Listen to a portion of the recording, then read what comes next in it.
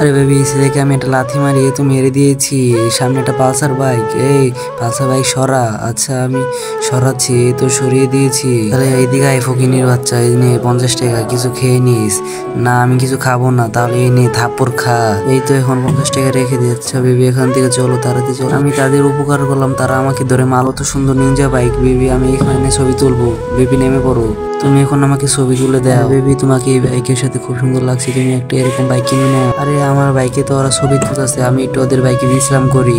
তুমি খুব সুন্দর ছবি তুলো। আরে ওই ফকিনি বাচ্চা তো আমাদের বাইকে উঠছে। আরে ফকিনি তুই আমাদের বাইকে উঠলি কি? এখন থাপ্পড় খা। আরে তুই আমাকে 2বার মারলি।